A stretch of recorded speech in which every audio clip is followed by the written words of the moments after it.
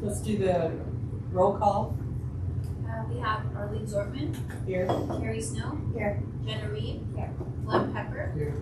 Molly O'Donnell. Here. Carol Dominguez. She's here. Lauren Selly. Here. Here. Sarah Arney. Here. Leo Olivares. Here. And we have Quincy Williams who just stepped out.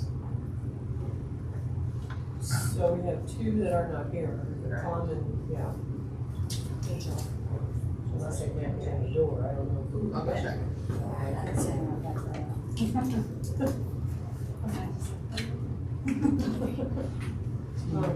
Okay, let's, you've all read the minutes from August.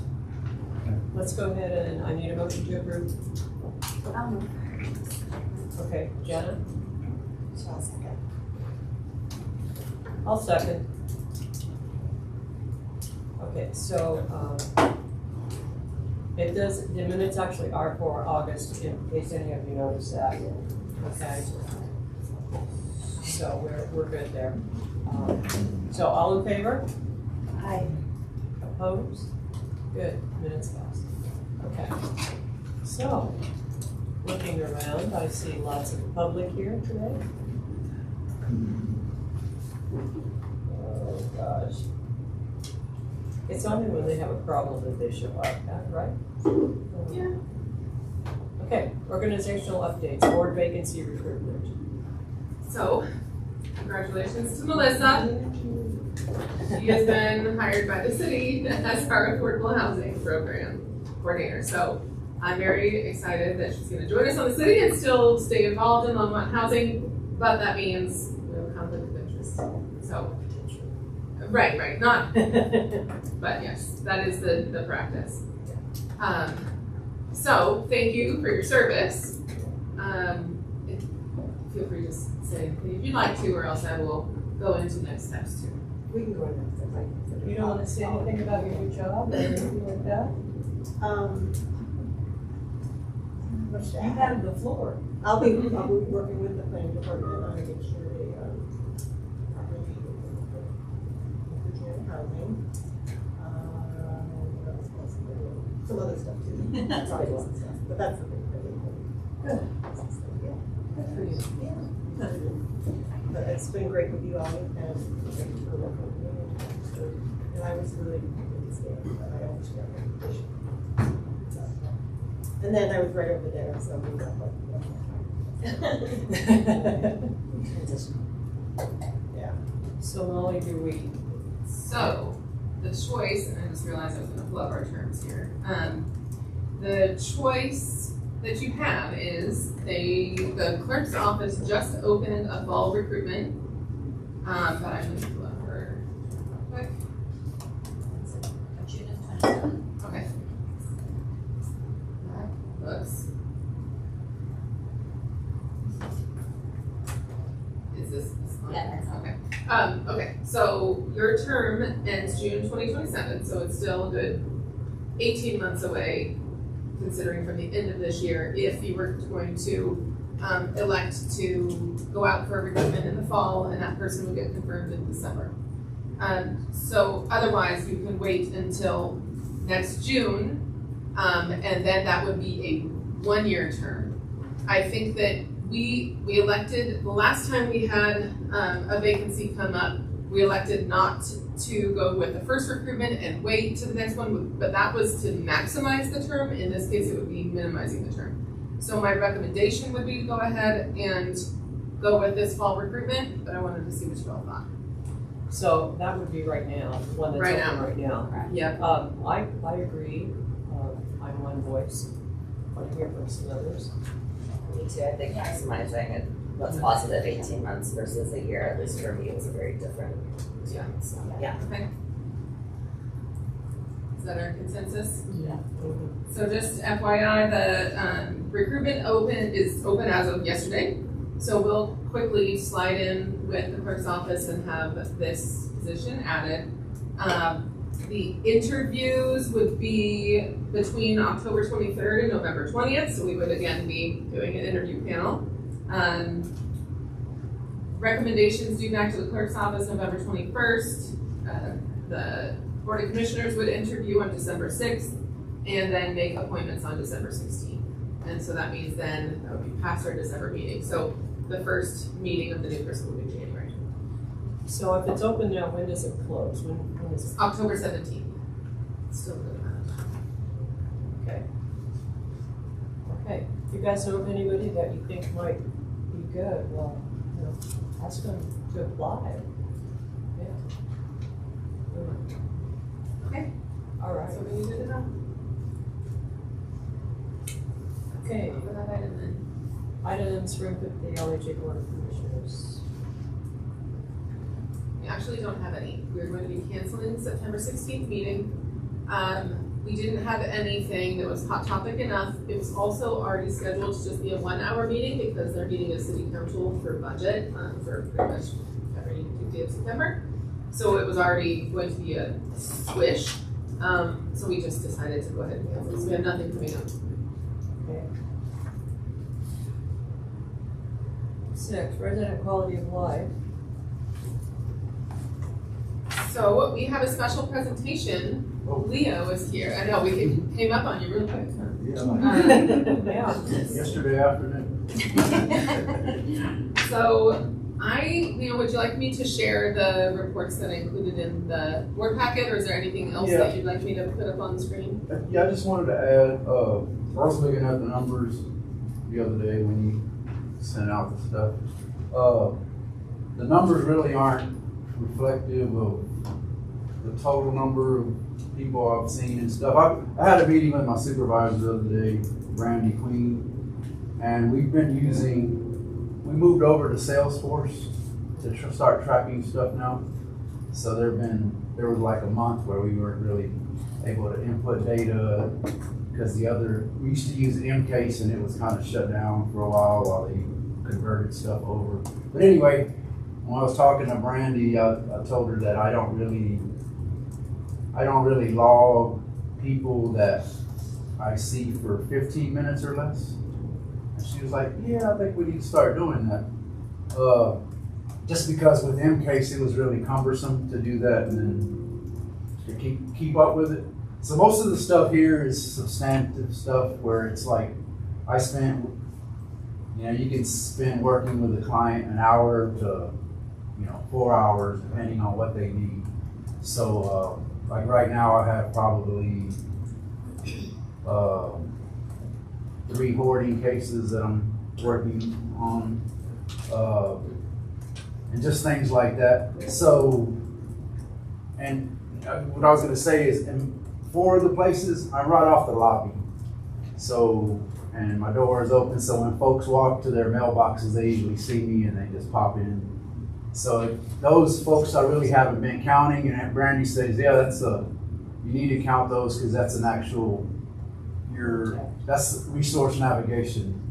Usually they'll come in and say, hey, I need to find out, just one example of how do I get to my medical appointment? Things like that. And I give them that information. And so we're starting to log that stuff. So the numbers should go up with the Salesforce we're using now. I just wanted Salesforce easier. It's much easier. Yes, it's easier to, the MCase that we used before didn't really measure outcomes. So that's why we're kind of switched over so we can, you can see. This is the old MCase data. It's not really, we changed it up quite a bit. Brandy did a lot of work to, we all kind of worked on it, kind of brainstormed to figure out how to build Salesforce, not the technical stuff, but just, what we do in our jobs. So it'll be throughout the year, you'll probably see the numbers. The numbers will go up and then you'll probably get a better idea of what we actually do. Speaking of that, would it be beneficial for the group to get a primer on what Leo's role really is? Yes. Do you mind telling them kind of what your main focus is? So I'm a senior resource specialist for LHA. They hired me because I have 3 co-workers at the senior center, and they had waiting lists of like 2 to 3 months. People, for appointments. So we pretty much do everything. One of the big things is financial assistance. Our main thing is housing stability. We try to keep people housed, so you run into occasions where someone's car might break down and you have to pay for an emergency repair and then they can't pay rent next month. So we'll help them pay rent.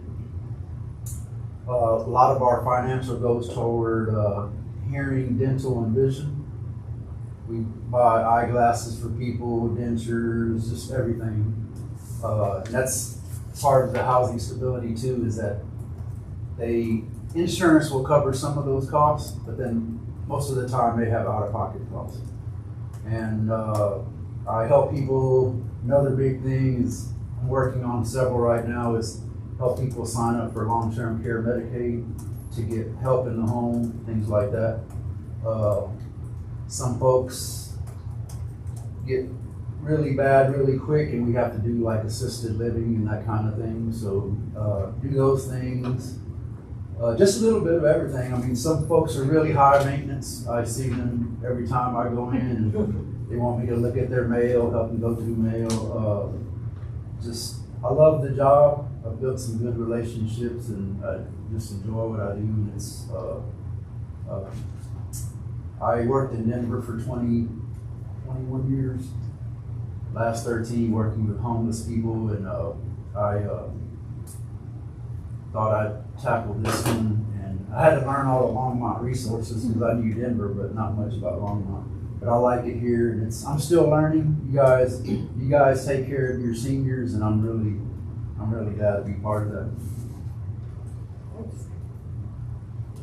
Do you want me to show this screen still, or do you want me to go down to the new one, the new data? Probably. I mean, you can just like I said here. This is from last year, right? This is through April of this year. When this is the old M. Okay. What did you call So it? as you can, The M data. yes, as you can see, like under financial, we do a lot of financial, and that's to keep people housed. We do our financial assistance is usually one time for that particular thing. So I mean, we have folks that come in every year and want new eyeglasses, and we're trying to. It doesn't really work that way, but we try to help people. I mean, the big thing is, one thing I've noticed is a lot of folks that live in the properties don't have any disposable income. So any little hiccup, they're hurting, you know, and so it's wonderful to be able to help them. So I think financial is what we do the most. Health and medical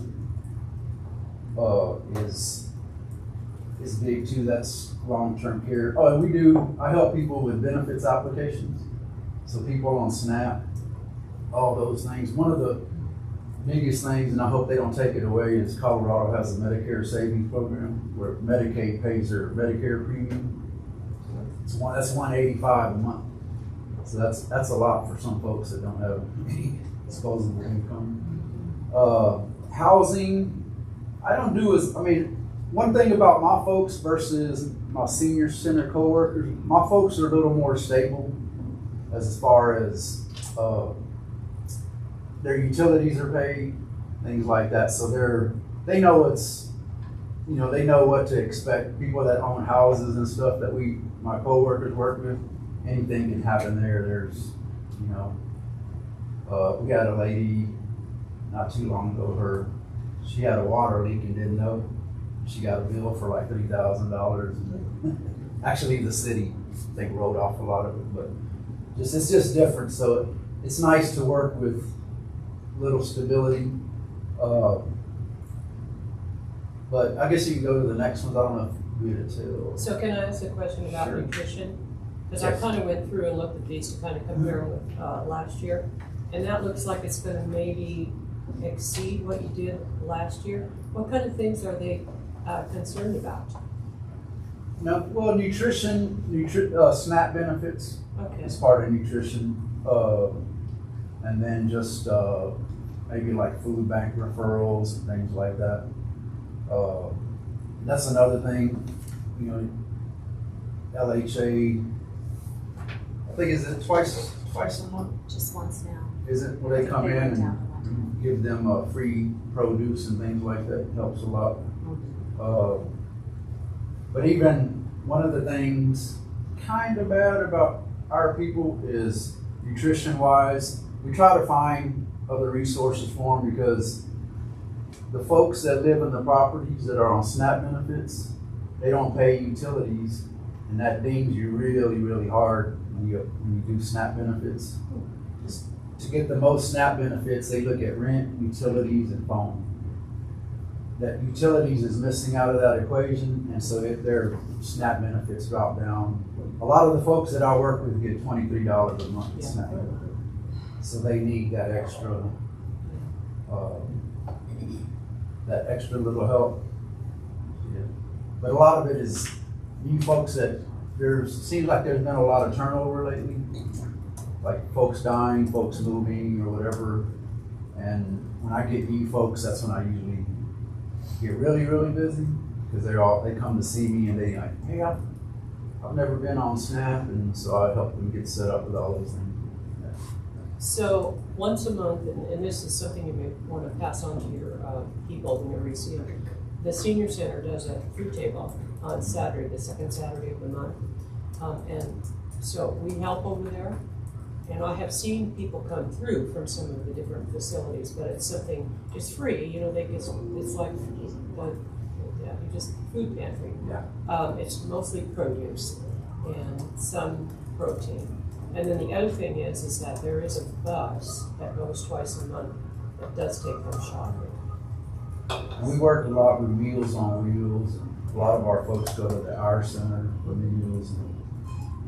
So yeah, there are a lot of options. Just some folks can't cook, so that makes it rough. So, and that's part of like the lady, one of the ladies I'm working with now. She's walked in her apartment the other day and smelled like smoke, like she had burned something. And it's a hoarding situation. And so just right away, I'm like, cooking is dangerous for her. So, we try to get, some folks don't want to leave. They want their independence, don't want to leave. So we have to work around that where they can get meals on wheels, or have someone come in and help them prepare meals. So there are a bunch of options out there. Technology,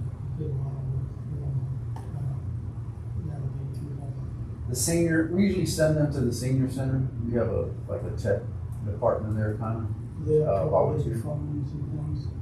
No, the city's pretty good about, the city's good, the internet, but then we have like Lifeline for phones and different things. No, just in terms of, like, I had to buy a new phone yesterday. For a while I was having a heart attack. $1,000 for a phone. Yeah, a lot of folks do consumer cellular. And then there's Lifeline, which is for low income folks. There are like 3 different carriers, but they can choose one. So there are a lot of options out there, but tech wise, I try not to open that can of worms because folks will, can you come fix my TV? kind of things. And I have before, if it wasn't like super busy, but we have folks at the senior center that you can take a laptop or phone and they'll show you how to use it. So for the financial part, what are the resources that you have access to be able to help? It sounds like a lot of it's just like stopgap almost, with filling in here and there. Like, are you able to access a variety of things? Is it just in the city? Sorry, I don't know more about it. Boulder helps us out a lot. Okay. Boulder County, Friends, Longmont, and I think there's one other grant. I can't think of the name of it. We have, like, when we do stuff, Amy Payan is like my mentor. She's the one that handles all the, like we sat down yesterday afternoon, we have a finance committee, which is just me and my 3 coworkers, and we go over cases like, can we help this person? We actually look at their budget and figure out how much disposable income they might have that maybe they could afford it or even pay a little bit on And then once I have a P card, so I can pay for stuff with that a lot. But Amy kind of figures out which budget stream we're gonna use. Cause she has a spreadsheet that says, okay, we have this much in this one. Yeah. But we meet every Monday afternoon to go over cases. Kind of legal stuff. Nothing really, just, I do the end of life medical master directive stuff. I can help people with those, but legal wise, we if you're familiar with the Go magazine, that there's an insert in the middle and it has all the resources we use listed in there, and there's a pull out and there's a legal section in there. And I usually sit down with someone and say, what's going on? And then I'll just look at which one fits their best, and then they just call and make an appointment. So we don't really, every now and then, there's actually a free legal clinic this month at the senior center that I've been having. I think it is. I have a flyer in my bag that I've been posting. But yeah, that's more of just a referral thing, just because we don't really have anyone that people come in asking about, some folks still have resources and they're like, what do I need to do to, if I die, I have 3 kids, and I'm like, yeah, you need to see an attorney about that. So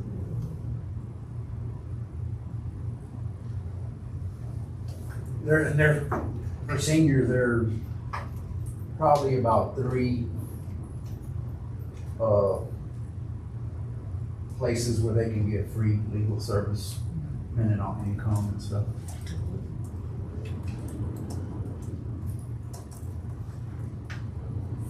So Leo, I'm gonna ask you a couple questions. Going through here, so this is Aspen Meadows Senior. Do you think there's a reason why Aspen Meadows, how come some seem to get more contacts than others? Is there any reason, or just luck of the draw? It's some of the places, I'm surprised the lodge seemed like it's busier than that. Like I said, I haven't been really logging walk-ins. I started to do that this month, but yeah, some places are busier than others for sure. I mean, it seems like the lodge and the Hearthstone to me are the busiest. Are they the biggest? No. That's the Fall River and Spring Creek are both 60 units. Hearthstone and Lodge are both 50 units. Aspen's is 50. But Hearthstone and Lodge, because of the program, they're only paying 30%, so they are some of our lowest income seniors living there.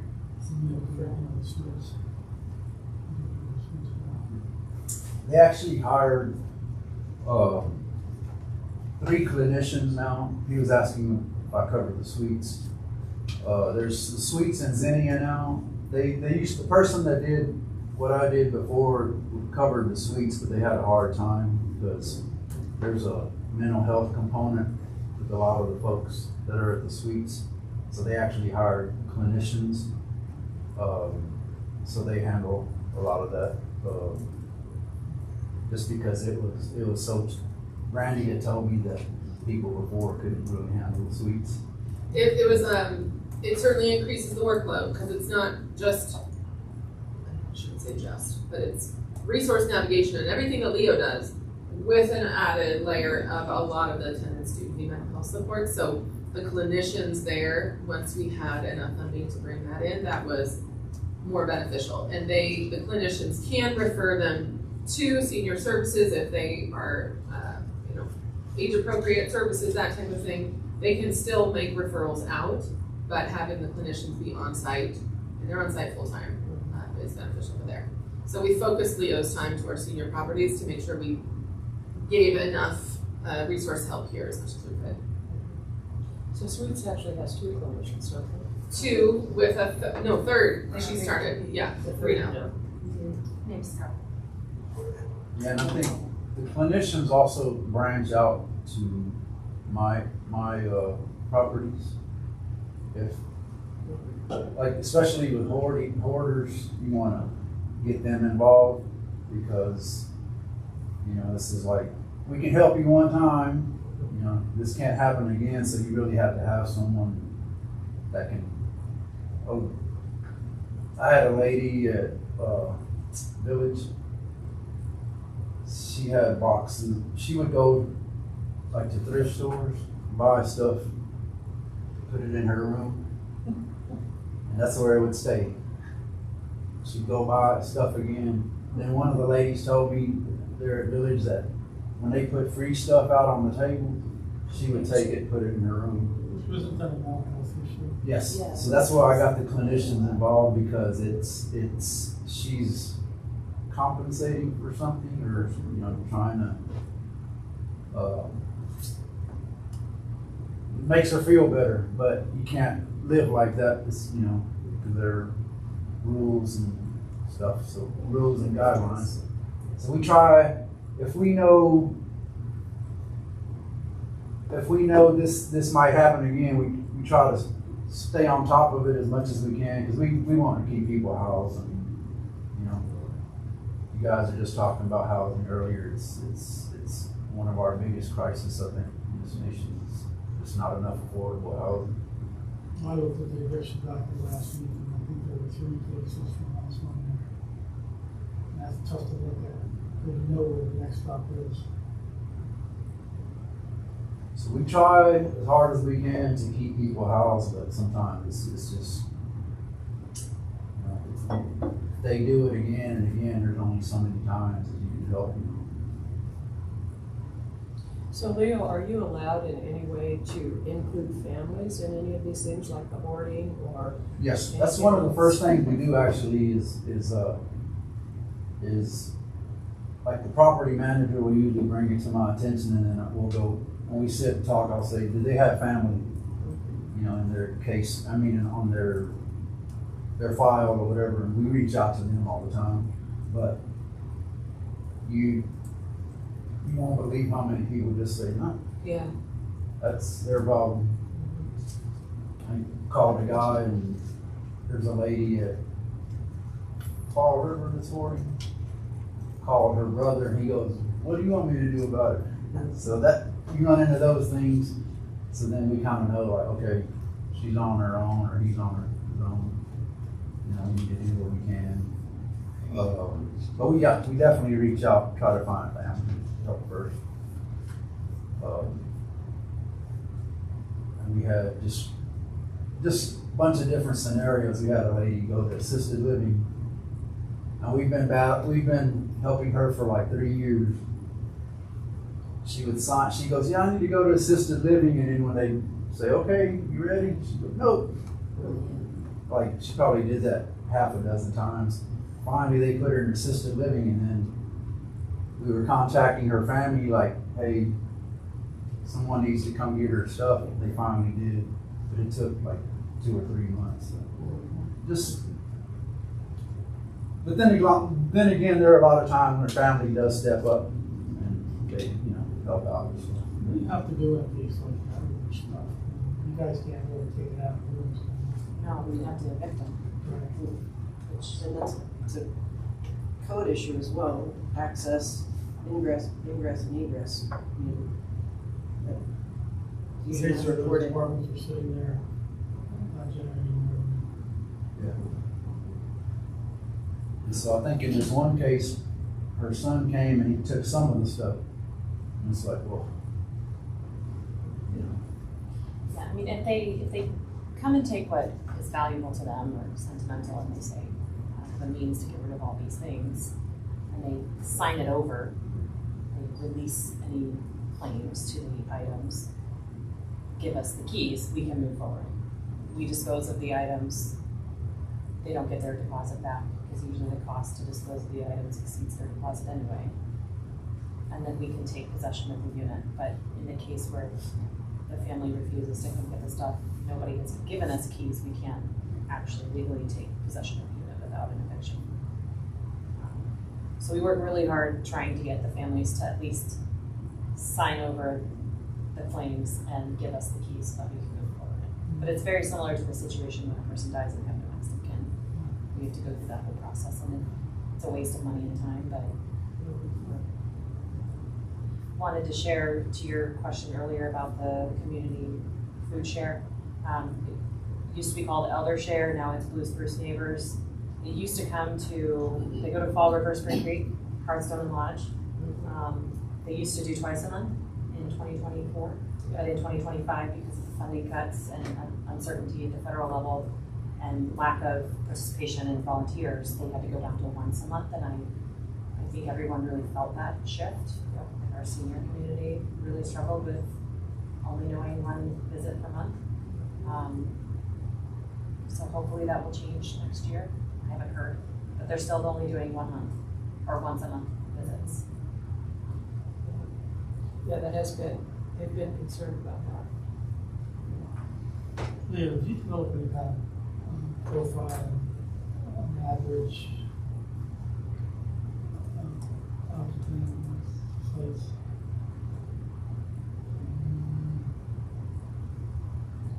Not really, I mean, I just know most of the people, the AMI units can be really rough for people because they, it's, all those folks are always coming to me and they're like, I need a voucher, and I'm like, it's. So by the AMI units, you mean the affordability of the units that they're living in, even at LHA properties? Yeah, and in regards to just affordability, I get a lot of those folks that come to me and they go, I'm struggling, I can't pay this rent, and I'm like, everywhere I work, Denver, they're waiting list, housing waiting list everywhere. I mean, it's just, and I think you had said, people want housing choice vouchers, which they personally get a voucher, but I don't think those are coming anytime soon. But I'm glad that Longmont has been doing project-based vouchers, because that's helped people a lot. And to touch on that, we had a info session on Thursday last week for Sept, which is our multi-family property. 80% of the people who came were seniors. And they all showed up in force Monday morning to apply for project-based vouchers. Even people within our own portfolio from other properties were coming to try to get a PPV. So just for, can you explain a PPV just for Oh, yes. the short version? So the project-based vouchers are the ones that, the housing choice voucher, the tenant-based, you can take it with you to any landlord that will accept them. And project-based stays with the unit. It's used as a financing tool in your building and allows us to get greater cash flow from those units, but then also protects the affordability for the lowest income residents in our community. And the ones at Ascent specifically are at 30% AMI. So you can qualify for a PVV if you're at 50% and below for the wait list, but those units are specifically 30%. So they are targeted for the lowest income folks in our community. And you only pay 30% of your income. So, compared to, so we have project-based vouchers peppered throughout some of our properties as they've been available when the properties were originally developed. For example, at Village Place, we have 18 on site out of 72 units. So that means the other units, we have a spread of affordability levels. Some of those are 50% AMI and they don't come with a voucher, meaning if you don't have your own voucher on the housing choice voucher side, then we cap our rents to make sure they're affordable to a 50% AMI person, but that's still really challenging for a senior that's living on Social Security alone, for example. So that's why we still have the project-based vouchers are gold to the tenant, or either voucher, honestly. But then we still have some affordability concerns. And that is the challenge of the machine, because you have to bring in certain rents to be able to afford to build affordable housing. And so it doesn't solve all affordability issues out there. And we also have 237 people on the waiting list as of yesterday at 4 o'clock. For all of the places. No, just for Sept. Just, For, well, for for just for project-based. just funding. the Just family just for project. PPP vouchers. Oh, the so waiting there's list. 18 available and 200, but yeah. There's, This list can also pull for Aspen Meadows neighborhood. And we have And 500, we have 547 for the portfolio. So, and that's on the waiting list. And you said, yeah, so I did attend that meeting Thursday night. I thought that you guys had a good turnout at that. The only thing, and has nothing to do with you guys, this really is a senior center. It's really hard to hear in there. right. And so without a microphone, it's kind of hard to even hear you guys. And we were told not to use a microphone because it would interfere with the translation that was happening, Yeah. so. And that was the other thing that was kind of a little confusing, but yeah, they're working on their technology in there, so maybe something will get better. But I thought it was relative, you I guys did. saw people getting annoyed with the translation at first Well, until one they of them looked was back. my husband. Until they looked back and actually realized what was going on, they're like, oh, okay. Yeah. And she was much louder in the beginning, she did tone down, but yeah, that's good, I'm glad I was there. Yeah, so. Molly, can I ask you kind of a bigger level question? I talk to people all the time, and the one refrain you keep hearing is, look at all the affordable housing that's building in Longmont. But sitting here, it doesn't look that way to me. I mean, the affordable housing is basically us, right?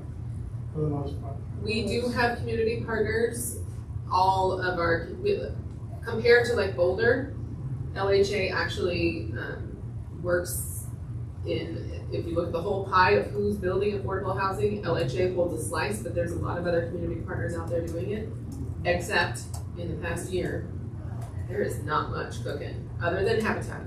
Habitat has got a good pipeline, they're getting, our inclusionary housing ordinance has really afforded them that, where market rate developers are looping them in to meet their requirements. Other than that, some of our private developers have completely paused. They're just waiting it out. We're trying to work with them on some different sorts of models to kind of weather the market. Like maybe you purchase an existing place, deed restricted and affordable, and then you can pull in cash flow and you can wait for a future bigger deal to come through. But land is too expensive, nobody's jumping on land and nobody's jumping on financing. So where do they get, like, the light tech, the same way we do? They often get, yep, LIHTC is one route. The in-between does have a pretty good pipeline, but they do it outside of LIHTC, so they're completely, they go out for funding sources, like grant funds, which makes it a little slower, because they have to gather all that.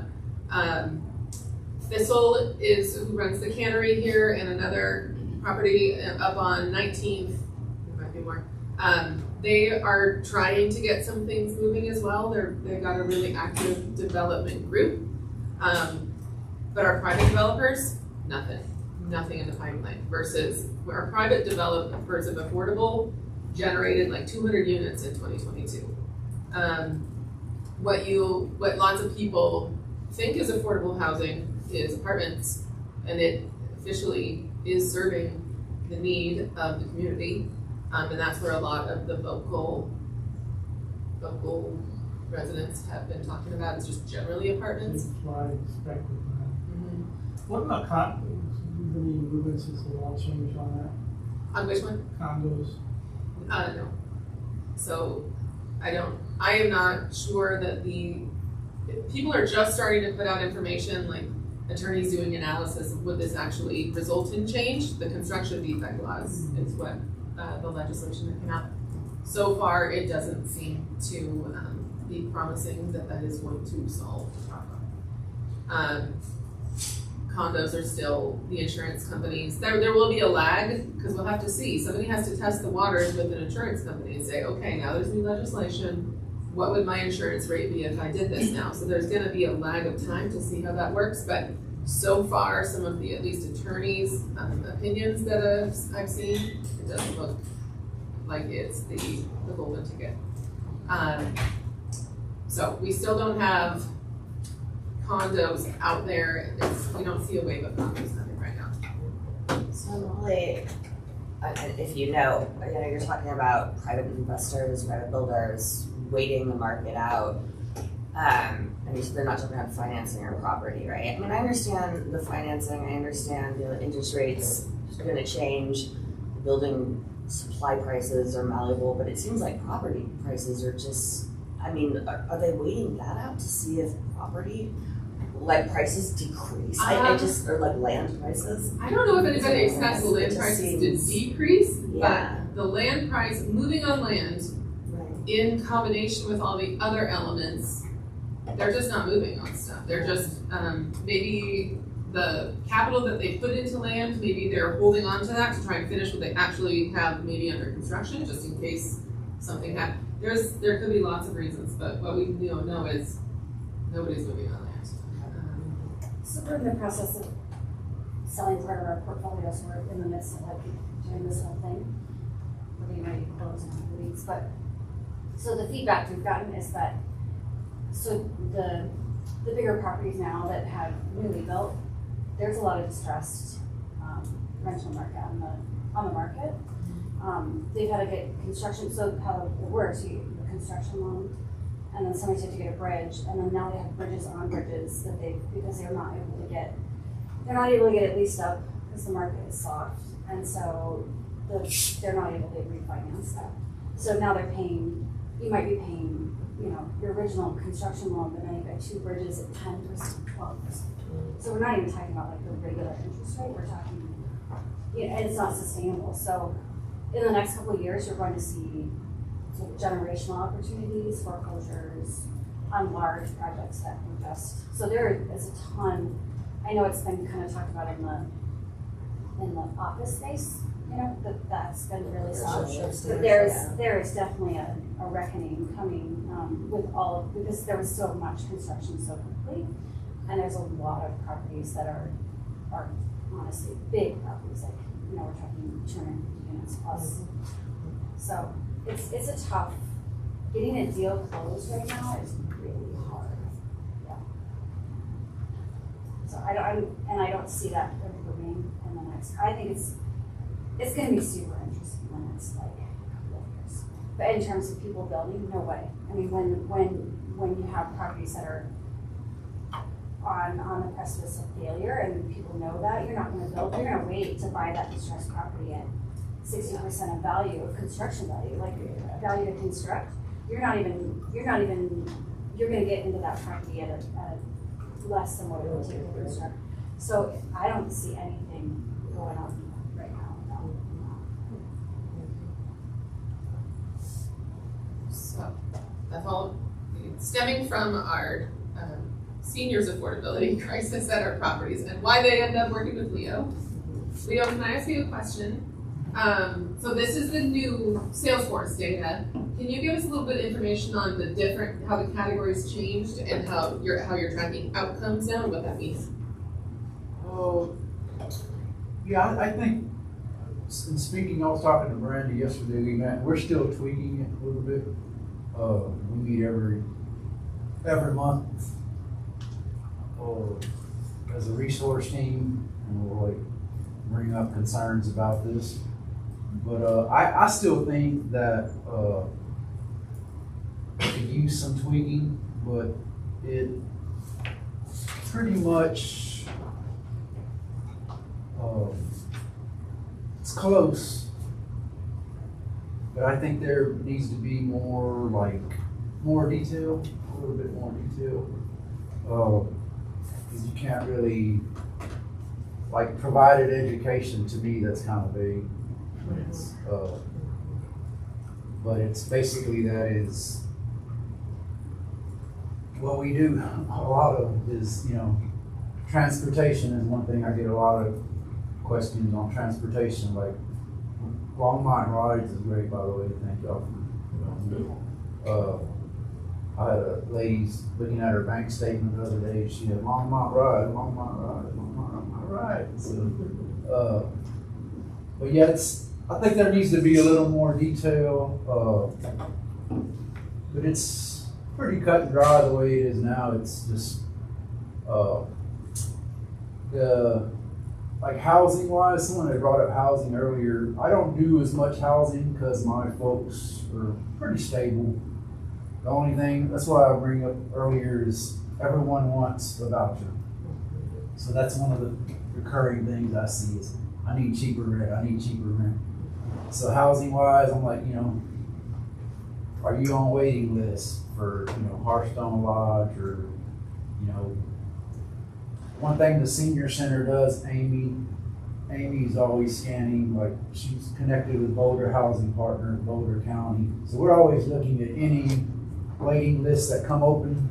So we actually have a housing interest list at the senior center where we sign people up. So if a lottery comes open, we reach out to them and say, hey, there's a lottery this day. And we'll even take a couple of days. The lotteries usually run a couple of days. Well, I haven't done it yet, but they were saying that at the senior center, it's all hands on deck and we'll help people apply for lotteries. But like she was saying, it's hard to come by. So, and that's one of the things I tell folks, and I hope it helps them. It's like, when they're having hoarding issues, it's like, you don't want to be evicted, believe me. It's, first it's on your record, and then housing is hard to come by. You got to fix this. I'm just hoping that helps a little bit. But yeah, we're still. This is a work in progress. Like I said, benefits applications, do a lot of those. A lot of benefits resource navigation is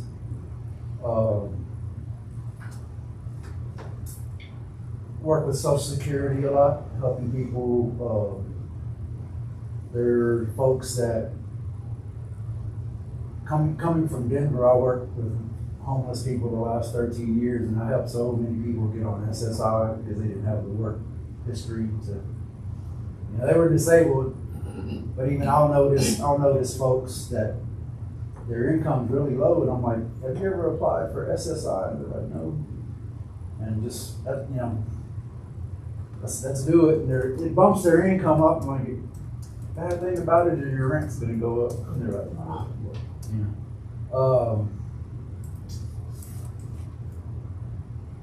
transportation.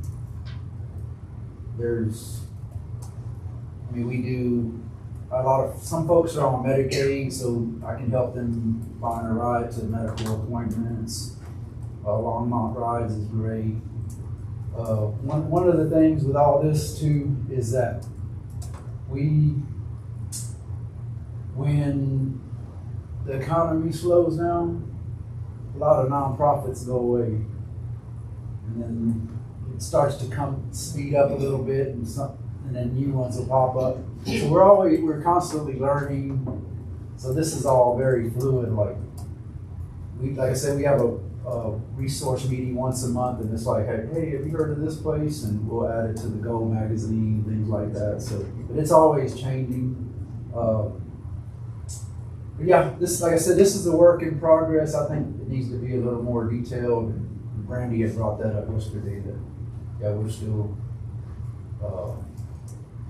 I think we could do a better job of measuring outcomes. More like because this, like I can say, I helped the person with the application, but it doesn't say that they were denied or approved, So those kinds of details is what I'd like to see.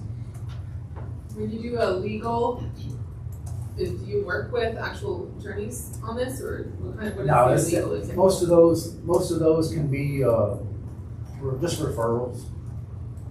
So this is more the kind of stuff that's coming into you, not just Yeah, it's. quality money. I think eventually it'll get to where we're measuring outcomes better. This is better than what we had before. Can you say that?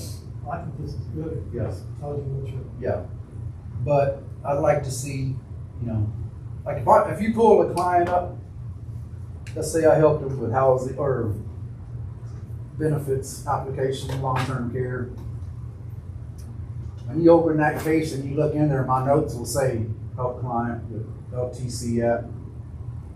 They've been approved, they've been contacted by A&I Avenues caseworker. They're setting up a plan for them, so you don't see any of that here. So that's trying to figure that all out. So I think a lot of the details not there yet, quite there yet, because it took a lot of work to get here, because you're transferring the data we had in one M case that we were using to Salesforce now. So just doing that was like, hey, success. But now we're still tweaking, so. What are you gonna do with that data once you have it? I mean, it sounds like it's a pretty labor intensive effort for you.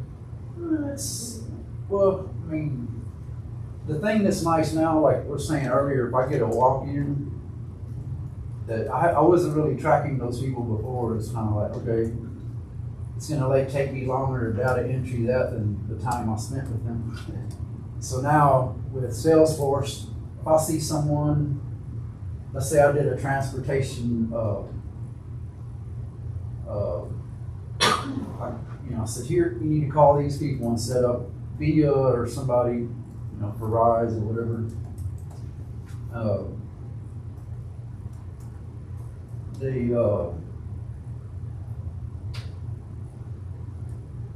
We'll contact them.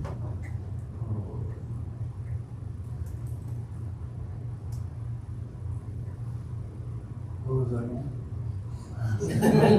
I think you would have gone, Help with transportation. I think you were gone the success of. Oh, yeah, okay, so, yeah, so, Highlight the fact yeah. that we get, now I remember. bring up issues with transportation across the board or Yeah, so, one time. so resource-wise and what I do is just Salesforce is gonna be a lot better, because I could see a client for 10 minutes and say, okay, I got them connected with transportation.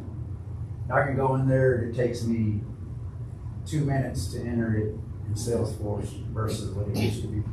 So now I can track more people, and then, you don't wanna, because a lot of times I'll have people waiting for me to see me right after a client. And so you don't wanna just write stuff down, because then you'll forget and you won't document it right. So after I see someone, I'm able to do it now right afterward, just like, okay. Most of our folks are in our system already, so I can go in there, just type their name, their last name, and they'll come up. Just click on them and just boom, boom, boom, and you're done. So that's gonna help a lot.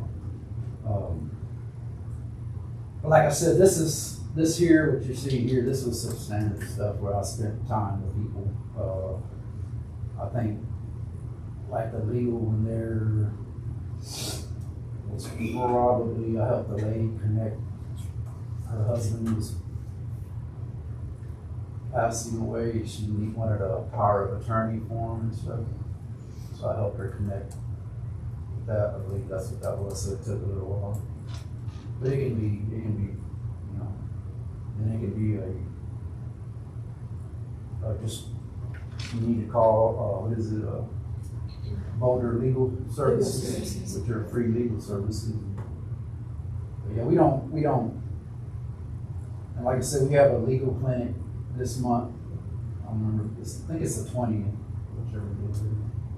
It's a senior center, so if you know of any folks who need free legal service. Yeah. It's the third Saturday. I have a stack of those.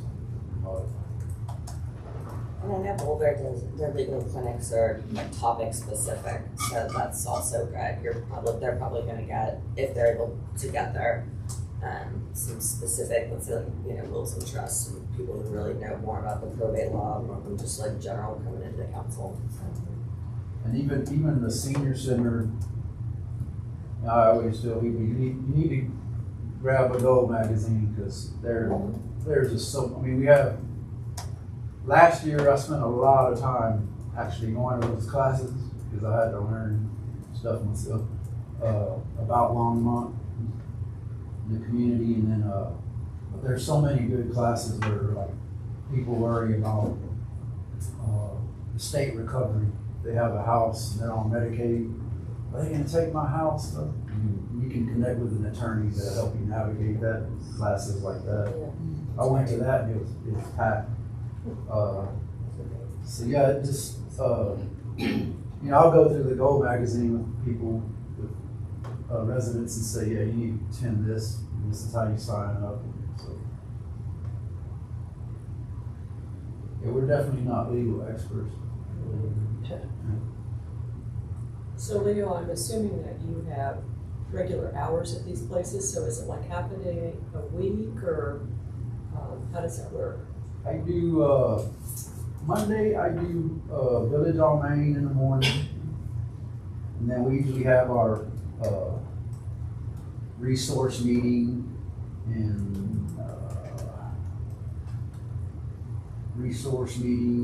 that afternoon, financial meeting.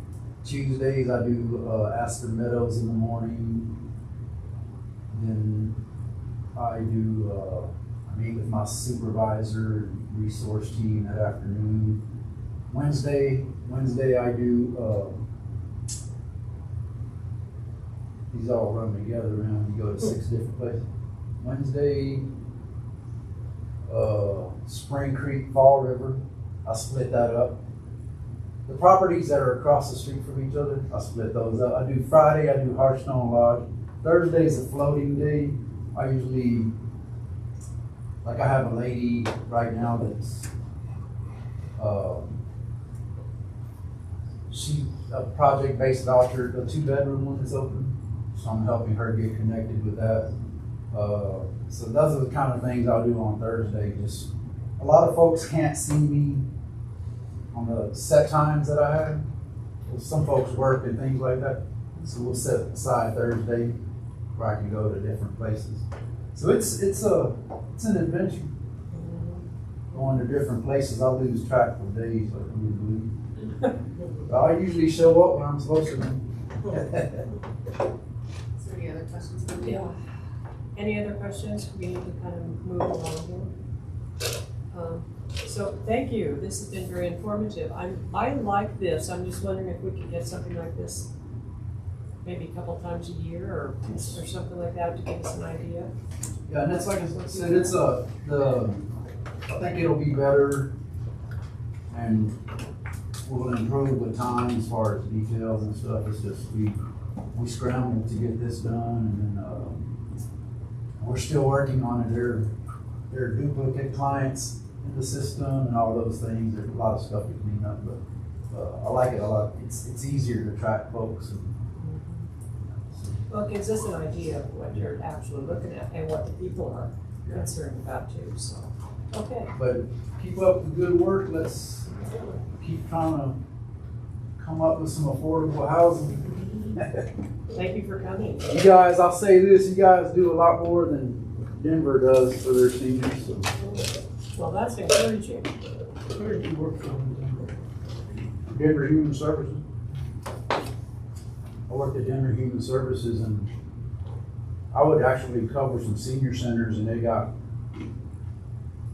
Denver doesn't really get involved, the government doesn't, in regard to seniors much. They would rely on nonprofits to do everything. So when I came here, I was blown away at what Boulder and Longmont do for their seniors. Thank God. There's a few of them. And Okay, the baby boomers are. just right at the door. Is that all right? All right. Y'all have a good Thank day. you. Thank you. Okay. 7, rising issues in housing. There's one thing that I think we should mention here. Just tracking our voucher shortfall funding with HUD. We do have an indication from HUD that they expect our shortfall to be funded in December. And they add, this is coming from staff level, they add a qualifier. I have not heard anything different from this. So we are still, that doesn't mean we're gonna stop paying attention. We're gonna make sure we still have our Plan Bs in place to bring to the Board of Commissioners to analyze if we see the carpet from that statement being pulled out at any time.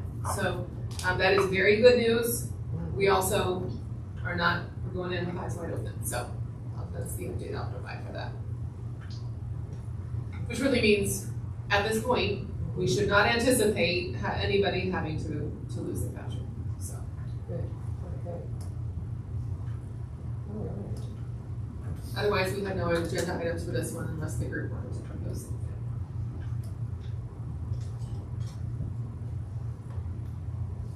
Okay. I'll let you report, development and other project updates. Laura, do you mind doing a recap of Ascent marketing and lease-up efforts first? You guys did get a preview of our new website, last month, or the month before, maybe last month. We worked really closely with the city's communications team to come up with a plan for marketing the waitlist opening, both the project-based voucher and the affordable units. The PBV voucher waitlist opened this Monday at 9 a.m. And we had, Quincy's already given you the number of people who were on that list as of 4 o'clock yesterday. And the affordable units, so we have 18 project-based vouchers, and then the remaining affordable units, that waitlist will open this coming Monday, the 15th at 9 a.m. The PBV waitlist stays open for about 2 weeks, and then the affordable stays open in perpetuity. Like our other properties, we came up with a plan for an interest list just to start gathering email contacts and people who just wanted to stay updated about the progress, both of leasing and also construction. Not everybody on the interest list wants to live there necessarily, but they might just want to know what's happening with the property. We had a pretty good interest in the interest list. We probably got over 300 people on that list as of now. Part of that process was also getting our website updated with an actual project website where we could point people to information about Ascent, even though it's not live yet, to apply for, just tracking the construction, upcoming events, things like that. It was important for our communications team to have somewhere to point anyone on the interest list to get information. We worked on some simple frequently asked questions so that we could get that information out to the general public as well. We did, with our initial posts on social media and emails out to the interest list, our PIO team was getting a lot of questions, but it generated a lot of interest in the project and also in LHA. So we had over 50, I think about 55, maybe a little bit over 55 at our information session that we held last Thursday. That was a huge lift, mostly carried by Jennifer with Children, Youth and Families. She was a huge help. She secured the venue, got the translation devices, provided Spanish translation to our families, and also provided childcare for teams for any families who wanted to attend or needed someone to watch their kids so they could focus and listen to the information. Katie and Quincy and I provided the presentation and went through everything. We also had Wild Plum come and talk about PCE and what services they offer, because we do have the Early Childhood Education Center on site, which they are not anticipating being in operations until summer of next year. They have to go through a lot of regulatory process with the state to get their licensing to open up those classrooms. But they were just providing some information about the services that they offer. We went through income qualifying, the project-based vouchers, the difference between the two programs, the application process, because I think a lot of people get nervous about doing things online, and so to kind of see it and be able to answer questions was really helpful.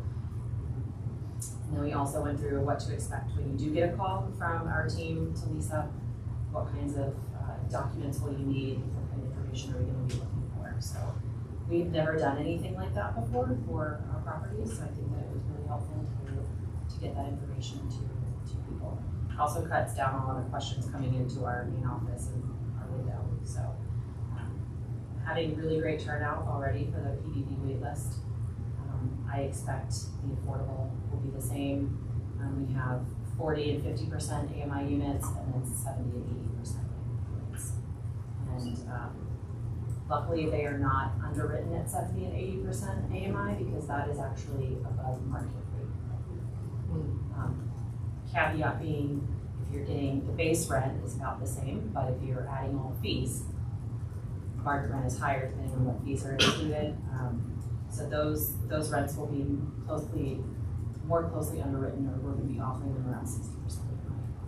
So I know that people are gonna be paying utilities over here. Does that include the seniors that will be over there as well? Any tenant over there has to pay their Has to pay the utilities. utilities. They don't pay for water, sewer, and trash, that's included in the rent because it's one service that we're covering. Are If they all electric units? they're all electric, but there's also gonna be an offset because of our partnership with LPC and having solar property. So they will get some discount on their utility bills for electric based on that partnership. Nextlight is also in the property, so they can purchase Nextlight, which is cheaper than typically Comcast or is it CenturyLink still services here? Yeah. So they have options. Yeah, just even if they're seniors, they're still gonna have to pay their utilities. And I've been very clear with any seniors who have come, that I've talked to from our current properties that are interested in moving over there. I'm like, understand you're gonna be paying the highest 2025 AMIs for those units and utilities. So, you know, it is a new apartment, but it might be more expensive going into it than what you have now, especially if you've been living there a long time and are not up to the maximum AMI level. But they are very interested in the PDPs because that's way more affordable. And they have the same cameras that we have everywhere else now. And what about the next like multipliers? They will have the same camera system that was designed with the same folks that we've been using for the other projects, which are completed, and Sarah will talk more about that. But yeah, same camera system will go in that we'll have the access to as well. But they're external cameras only. They don't have we have internal hallways. There's no cameras in there, but we went through the drawings and there's ample coverage around the perimeter of the property. And then in the future, if we see we need additional. Really excited. It's scheduled to potentially get our TCO in December for our first building. So we'll start calling up people probably in a month or two. Start getting people ready to come in and start leasing up move-ins in January. Not a great time, but what can you do? Yeah. They are really moving over there. They look nice. Are we gonna schedule a walkthrough? Yeah, we were waiting for it to be a little more to look at, which I think we're there. Yeah. So we can go ahead and do that. Maybe our October meeting, maybe we'll plan to do it on site. I mean, this might be difficult to handle there, but maybe in conjunction with that Well, meeting. we could maybe host it at like Hearthstone That's true. and then walk over. We could do that. Yeah, make it a short one. Does that sound good? Sounds great. That way it's still in the same time frame. That's true. Okay. Okay. Hopefully there'll be no snow. Well, we'll find out how it's well you clean the property. There's gonna be a little mud, so don't wear those.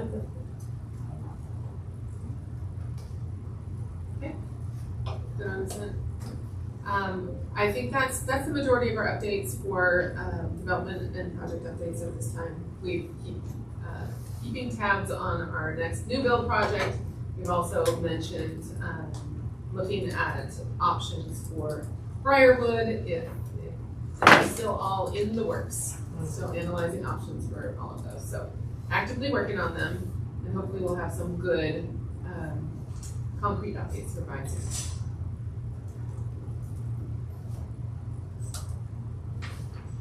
Okay.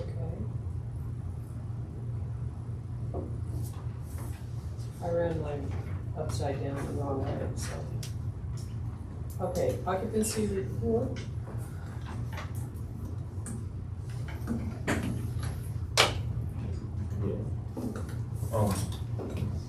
Haskell Meadows neighborhood is sitting fully occupied. I forgot to add the number on Briarwood as well, but Briarwood is actually fully occupied as well. So We have 2 properties at 100% right now. We are still trying our hardest to fill Aspen Meadows Senior. Conversations have been had. We have discussed dropping the rent. We have talked about maybe dropping the 2 times the rent on the income that you have to make 2 times the rent to maybe 1.5. But it is very difficult to find seniors that make $2,500 a month to be able to live there. And then on top of that, they have to want to live there. Our portfolio is so amazing that they are choosing other properties over that. And we're just gonna have to find ways around that right now. That is our true struggle. All of the other properties, we have applicants in the pipelines, and we also have applications on those vacant units that we have right now. But Aspen's is my problem child. I'm trying to find out a way for this one to figure it out, because it's difficult right now. We have had some people pass away at the suites, but we know that with the suites, and I know we don't put any on here. We have people waiting for those units. We just have to have those units available, so those won't be difficult to fill. And that's pretty much the property update that we have for right now. How has our occupancy rate changed over the past few months? Yeah, it's not. Were we always hovering, were we at 95 here when we were at that big dip a couple months ago? I think so. What we're finding too is people are leaving certain properties to transfer to other properties. So it's not really helping the numbers, it's kind of just shifting people around in the portfolio. Within the LHA. Within LHA, yeah. It's not a ton, but we're seeing that more than often. Did they tell you why? Just new. They just want to see something new. Something different? Yeah. Several people at VOM we have that have transferred within the last couple of months. We have another one coming up here soon. So the number's not going to really change there. But we have found one person with a voucher who wants to move to VOM, so that's nice. We can get one of those units filled. But the 60% rents are still extremely too high over there, just across the portfolio. And then we also have our the vacancy report. We did it last month. We had it. We've been doing it month to month. Lauren started doing it in the beginning of whatever month we were in of this year compared to last year. So we have that report as well, and the numbers almost look the same. It's almost 100 grand. The delinquency is almost 100 grand less than what it was last year. So that's good, but those numbers look like that last month as well. Thank you for doing that. Yeah.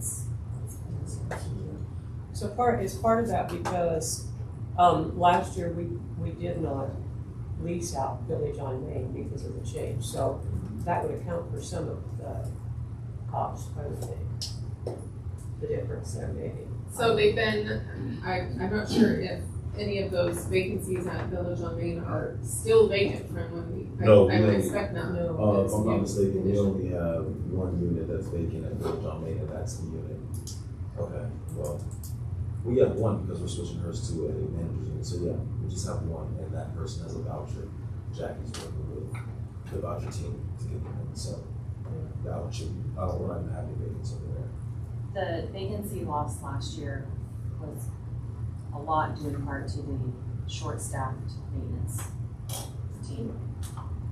If you remember, in May, when Lisa left, I took on the role of the regional, and then in September, Patrick went on three-month maternity leave, and we were down one maintenance position as well. So from September to the end of the year, it really was survival mode maintenance-wise, and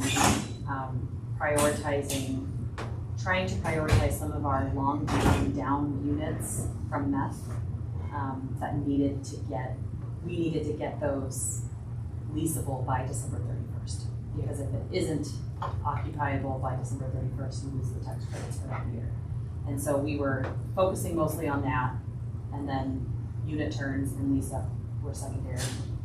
It's always you've got to pick your battles, and so that will contribute a lot to the numbers in 2024. What's the turnaround time? It's, I think, for unit terms, it's Well, it not, it depends. should be 5 to If 7 we're days. talking about just a regular unit that somebody moved Yeah, out of, that we yeah, don't not have to that meth thing. test or anything like that, it's closer to 5 days. But if they start doing something substantial in the unit, that number can vary from weeks to maybe months, depending on what is wrong with the unit. And the one thing we're trying to hone in on with our maintenance team is diversion for special projects. We have a lot of big capital projects that we're trying to tackle because we have funding for it. That will sometimes divert the team. So balancing the need to get assistance in hands for specific properties versus their own unit turns. That's a balance that Patrick has turned away. It just seemed like we got a lot more math issues last year than this year. That's just my perception. We have some things in the pipeline that we're not real sure about yet. So, but yes, Generally, honest. And we had a lot of leftover meth units that have been lingering since 2022. So that's why we were trying to make a push to get them completed so that we didn't lose any tax credits for those units. So if we've gone in and completely cleaned a meth unit, when somebody comes in to rent it, do they have to be told that it was a meth unit or not? Okay. We just have to know those things. Like us as a property manager, we don't have to disclose that. Okay. I mean, it's public information. If somebody wants to go look for it, they can go to the state of Colorado and see the history of the unit that's been reported as a drug lab. Yeah. We still call all of them drug labs, even if it's just smoking. But as long as we've got it certified through the state and public health, we are good to go. Okay. I also made a flyer for Aspen Meadows and then passed it out at the senior center, the Hour Center. Several people with disabilities, just to maybe see if we can get a hit on them. So took a little bit of extra step to do that. Yeah. Okay. Well, I like the way that this looks, so. Okay, property updates. Which is this sheet, I guess. Spring Creek, the irrigation issues, they were fixed, and we also had some annual inspections there that went really well.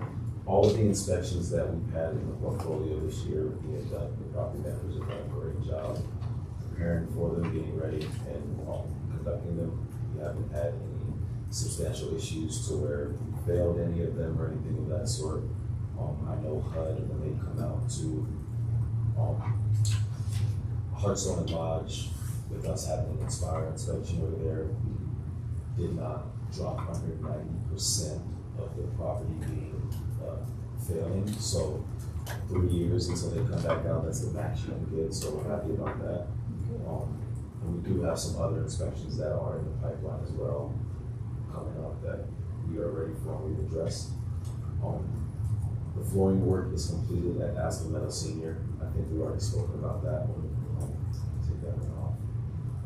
Aspen Meadows neighborhood, if I'm not mistaken, Sarah, the cameras are still happening over there, but they're still on. so they're up, they're just not in our system yet. So all the cameras have been installed on all the properties. The Hartstone, we're still waiting on permits for those 2 units that participated in that fire. The other units are filled. We've transferred some people, moved some people into the vacant ones, but now we're just waiting for permits to get those other 2 ready. And the company, Rapid Restoration, they are prepared and ready as well. Permits take a little while, so we'll wait to get those. The lodge had their carpets cleaned. I think that was old as well. I know that Jonna, for the budget coming up next year, wanted to maybe have the carpets cleaned over there a couple times a year, because I think we've got about carpets getting really bad, so we're working on that too. The elevator over at the suites, they delivered parts. There's They haven't started work yet, I think because we're waiting on permits, right, Lauren? The permit keeper. The permit came Yesterday. through. There it is. Patrick did a great job of pushing that, Came through yesterday, so harassing until it was they'll done. start that work immediately, and we can update you on the next meeting on what that looks like. Briarwood's cameras are installed as well, and then VOM just has the most active residents that want to be involved, and there's nothing wrong with that, but they're just very active. Hey Quincy, on Hearthstone, Mm-hmm. who's doing where are the residents We transfer them. to? To a Two vacant vacant unit. units in the Hearthstone. Yeah, just the 2 vacant units in the Hearthstone, we transfer them, and we're waiting on permits. Rapid Restoration is the company that's doing the work. So they are gonna, will they stay at those units or? will Yeah, they- they're gonna stay there. They're gonna stay there, Yeah. okay. And then we get to claim the lost revenue and the insurance for those 2 units, obviously. Now, if we didn't have open markets to move into and have one of the hotels and transfer that too. The issue was that they were very sick of living in the The hotel, hotel, yeah. so. They were, They would have still been there if they wanted to be there, but they didn't want to be there anymore. I don't understand why. Yeah, So I love nice. hotels. Yeah. okay. Yardie implementation, the wait list is up and we're managing it. That's how I was able to track how many people applied for, the Sept PPP list. I just kind of went through the page after page and found out the date. which You was, get to pick the lucky ones, right? No, I mean, I don't pick. I don't pick. I think, Tracy would quit and Michelle would pick, so they can pick the lucky ones. Yeah, the moving in process, the payment, the rent payment is still in process, and then the work order management is still in process too. So those are things that I think we are going to implement closer to a Sept opening. And then marketing efforts. I explained to you guys that I made flyers to go pass out to the local agencies for Aspen seniors. I think we already knew about the May 22nd email blast that we sent out to, if I'm not mistaken, Lauren, did we send another one out? Nope, just that one. Just the first one? Yeah. I did update in my work on preparing for the Ascent, marketing, and working with the comms team. I did update our list of partner organizations. I expanded it to the entire Boulder County. Anyone who might have any interest in sharing housing information for any reason, I added them to the list. So it's actually expanded quite a bit, which is great. And so I'll make sure we save that to teams. They should get that because then you can send that right out to them. So. Yeah, I remember you did that. I remember that happening. So yeah, we are going above and beyond trying to get these properties filled. It's just difficult at the moment. So I have a question. It seems to me that, and this is maybe even going back to last year, that at one point I thought we were looking at doing away with being, using Boulder County's marketing, and just doing Longmont because of the difference between the cost that we were dealing with on these AMI rents, Oh, you're thinking of the voucher payment standards? or any of the rents. So Just the- looking at a different market, what the end result was, so. The AMI rents are set across the county by CHAPA, but the difference in the market across the county versus within Boulder proper and Longmont, that discussion is more related to our vouchers and what rent our payment standards for those. But it could be in our marketing, we don't always use the max rents we don't charge the max rents at all times. So if we find in Longmont that our market is showing that we need to reduce rents or something, as long as the property can handle it with what assumptions it came in the financials, then that is something we can do. It depends on our operating agreement with the lender investor. So if we want to reduce rents they're underwritten at a certain amount, and if we want to reduce those rents, we have to typically show that we have marketed them at those rents and are having a hard time filling them, which is the process we've been in with Aspen Meadows Senior. those 50% AMIs are really hard to fill, especially 2 bedrooms. And so we can reduce the rents if we try to rent them out. And we do try to watch that. We're also looking at, I think Quincy mentioned this as well. We ask that people make 2 times the rent amount. We're gonna look if there's like a 10% difference, $50, $100 that they didn't qualify. But we look at the big picture. They can stay housed stably. It's worth it. It's situations where someone comes in and they don't make 2 times the rent, and after they pay the rent, only have $300 to their name. That's not a sustainable situation. But if it's a difference of $50, $100 to get the units leased and to get someone in there who needs housing, we'll be looking at that as well. So we asked for 2 times month rent plus the deposit, right? So that's pretty close to $5,000. Well- Not 2 times the rent to turn it. We just want to make sure that their income is 2 times the rent amount. So they don't have to pay that? No. Okay. They only have to They do pay have to pay $1,000 for the deposit. deposit.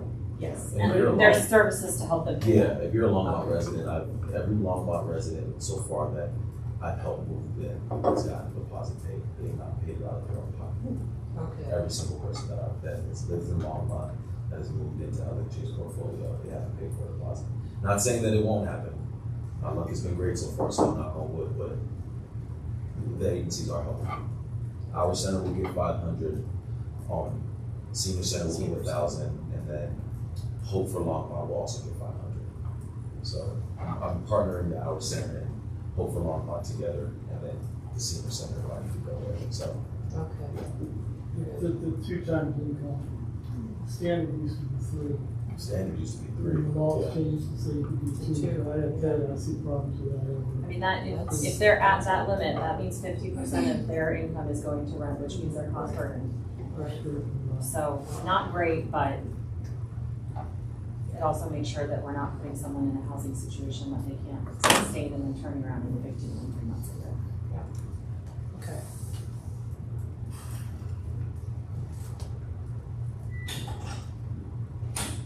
And staffing updates, we have a community manager role. I've been interviewing for the last week. I'm going to interview all this week as well. Lauren will join me on the 2nd round of the interviews coming later this week, but the vacant assistant community manager role will be at Village on Main Street, Briarwood, Aspen Meadows, Senior and Neighborhood. And then we are also, Patrick and myself, working with Patrick to help him do his hiring process, his first round for the maintenance tech over at Ascent. And then also we have interviews this week for the property manager at Ascent as well. So those are underway, and hopefully sooner than later we can introduce you guys to 2 new additions to our team. So are you getting a decent amount of applicants for these positions? Oh, yeah, we're getting a good amount. I'm gonna push to get them posted on other job sites, but for where they are now, we're getting, Good. Quincy, you already stuff.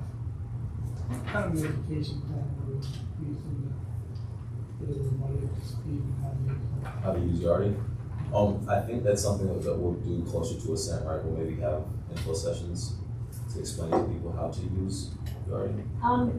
I think on the applicant side, for applying, it's pretty straightforward. We don't ask, on the voucher side, we don't ask for a lot just to get on the wait list. And there is a document you can download when you're on the landing page as an applicant for how to apply that kind of gives you a walkthrough with screenshots, which is really helpful.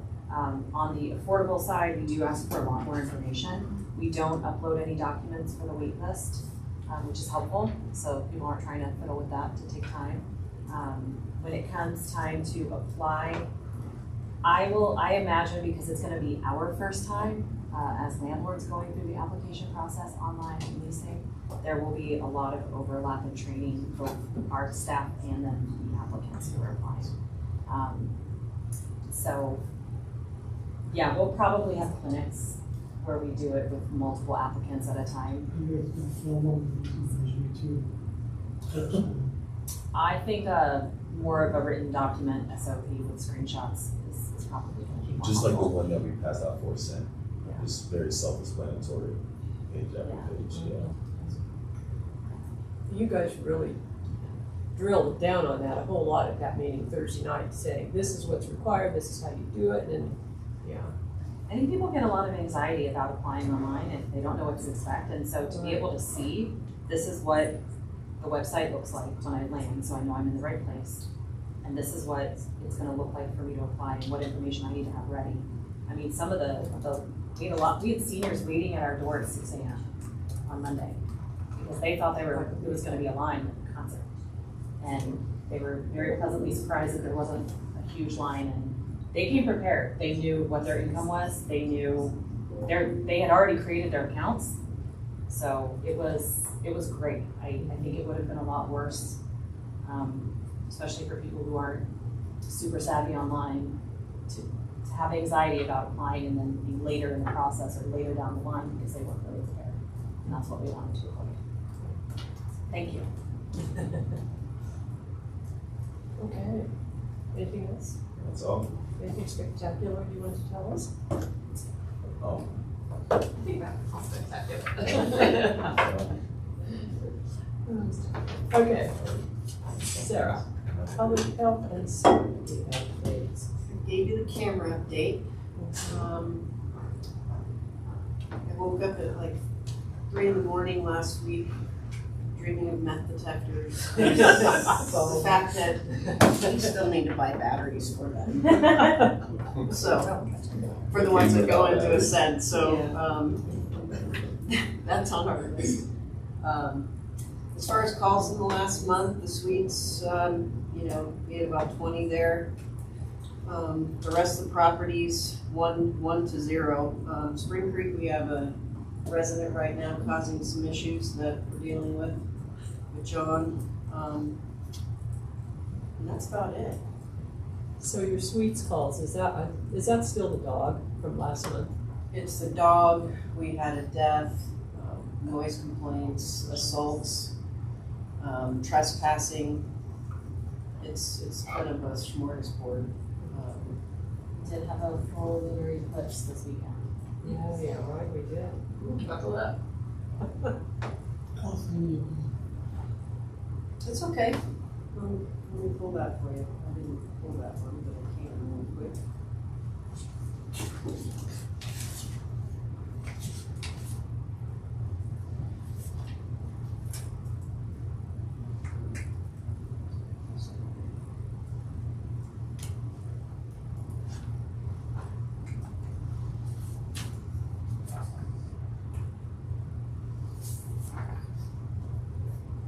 Saying no record found, but that's not true. So hang on a second. Yes.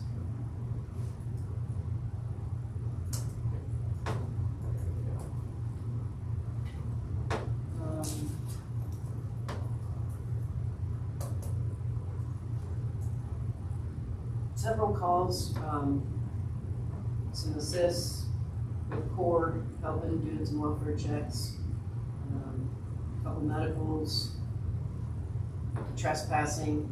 Right now across the city we're just seeing trespassing on private property. It's not an odd thing for us right Is now. that a criminal thing or a homeless thing? Is what, trespassing? That's a crime. I know. My question is, the trend we're seeing, is that because of homelessness or is it because of For the most part. criminal activity? Well, both. But mostly the unhoused. So, at that point, our job is to get the owner to get a trespass affidavit on file with us, so we can take care of those problems that we don't have to call you at 3 a.m. when we find someone or we're called. So, all of the LHA properties have a trespass affidavit on file. So are we seeing a big turnover in Zinnia or not? Are people pretty well there and they like it, or I'm just curious? It's hit or miss. Some people are there and they love it. Some people don't want to be there. Some people don't really care to be there. And it's a mixture. It's not everything. How's our wave? We knew that as people were first coming in, gauging their readiness to be in the apartment lifestyle, knowing that there was a wave at one point. Where do you think we are in the wave? The wave towards stability. It's So, so, it's, yeah. it's so hit or miss. It's We highly, still have a few. highly dependent on the applicants coming in. I will say after the first 6 months, Element went to the state, and similar to the suites, and I think we may have or may not have discussed this since we don't really talk about sending out a lot. Went back to the state and requested to no longer take referrals from one home.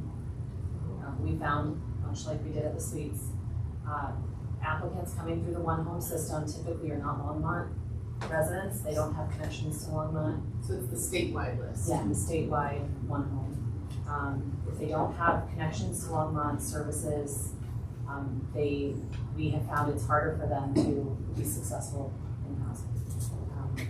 So we have been using local case conferencing only since then. That has been better. But given that because of the state vouchers, and the tenant selection plan is a lot more loose than say the suites,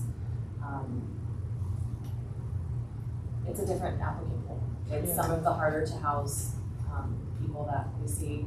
I think we have a number of residents who really would benefit from assisted living or memory care. And In all of the properties. in all of the properties, but here, like, there's a subset of the homeless population that have been kicked out of assisted living facilities, and they're there, and it's very hard to be successful. But we work really closely with the case managers with all roads to try to get them set up with whether it's a daily visiting aid or a live-in aid is appropriate, that is an option. The one-bedroom apartments, though, so that's not always ideal. But looking at those long-term outcomes for those residents is gonna be a big thing, because there's quite a few of them with heavy needs. Did you say you go to quarterly coffee conversation meetings? Yes. I feel like it should have been like that a while ago. Just wasting money for one person to show up. I showed up. You show up with one person. They said, I they said, oh no, we canceled today. I wonder if we, going to quarterly is probably good for now, but I wonder if it's because it's so early in the morning, people just aren't even active. If We they're tried out to all move it to night, 1 they're o'clock. not- If they're out all night, they're not gonna get up in the morning. We tried to move it to 1 o'clock and Still not. still nobody came. So I don't know if it's just, I don't think we care over there. It used to be pretty well attended for a while. At first, Yeah, yeah. initially. Agreed, First. dropped off Initially. to almost nothing. Now it's not, now it's like Now it's like nobody showing up, yeah. And you guys still bring the donuts, so, yeah. They'll bring it up.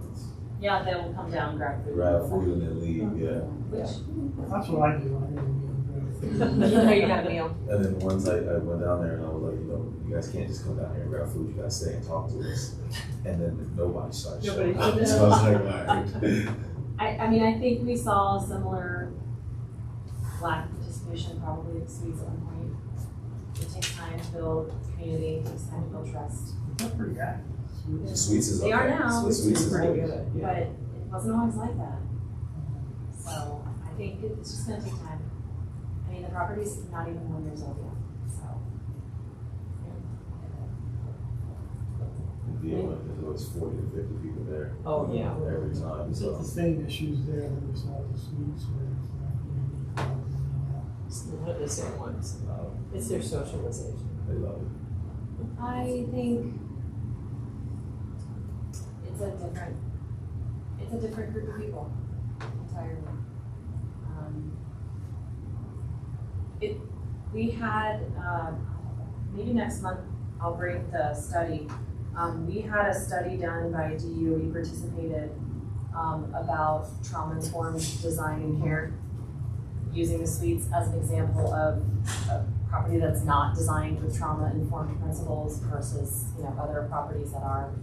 And it was really interesting. They came and did a presentation to the suites residents at one of our coffees and conversations, and they expected to hear from suites residents that the lack of trauma-informed design made them feel less secure, less safe, more anxious, not sleep as much. But they actually felt really good in there because they had a big sense of community. Were you there at that one? So that was really interesting, I think, because Sweets is pretty well established. We've got a lot of long-term residents. There's a little bit of a different culture at that property, with Zennia being brand new and having so much turnover in the beginning, getting stabilized. I think we'll get, it's just gonna take time. They love Queens. Every meeting's down Where at? there. Sweets. Oh, really? Yeah. Oh, that's nice to know. Some of the guys that stand in the back, you know? Yeah, they're good people over there. Yeah. Anything else, Sarah? Okay. Carol, do you have any? No, I just think you all kind of touched on this. We are oddly in the middle of, we're in a fairly significant paradigm shift, I just think globally. And the question is it a permanent or temporary paradigm shift in terms of what we're seeing? And Speaking about development here. just everything. And it's all linking with each other. So we presented the budget to the city council for the city. And, you know, we're in a similar position, but not probably as drastic a situation as some of the cities that you've seen in terms of the layoffs that have occurred at the city of Denver, how Boulder's had to react. And that's partly because we created a sustainability reserve that's going to let us get through this year, and then we held money that was ongoing last year as one time, preparing for the adjustments in the property tax ratios. So really what we're seeing is a lot of economic conditions that are not created by traditional economic influences. So if you think about 2000, before 2008, you had the tech bubble burst, you had then in 2008 you had the housing bubble burst, and so those were, pretty traditional economic things that have happened. What we're experiencing now is really, I think, an international economy that's in crisis based on decisions that legislative bodies are making. And same thing we're seeing here in the state, in terms of property tax adjustments and things like that, which is really coming to roost today at all levels of government. And so what that means is the amount of revenue and resources that are available for nonprofits and things like that is getting sliced right now. Whether it's a state level, whether it's a county level, then it's kind of coming to us, and we don't have necessarily the funding to supplement these gaps. And so there's just a fundamental shift. And then it's kind of starting to root itself into, what are you looking at in terms of core services? And so, as we've been trying to wrap our brains around this, and then where's investment coming? So you all talked about it in terms of development. There's actually, ironically, still a lot of money moving around. It's just in private equity and venture capitalists. And so, and it's really these large companies that are capturing that money, because most people are actually avoiding traditional lending for development projects, and they're moving into that VC private investment world because of the challenges of traditional lending. So what we're seeing, and so then today, our biggest problem in our budget was actually use tax, which use tax, we have a category called lumber, which is all building materials. And we're about 20% behind this year in use tax. Sales tax has been ahead, we have 1 month behind, but performance-wise, it's doing okay. But use tax is just probably the biggest killer for us financially.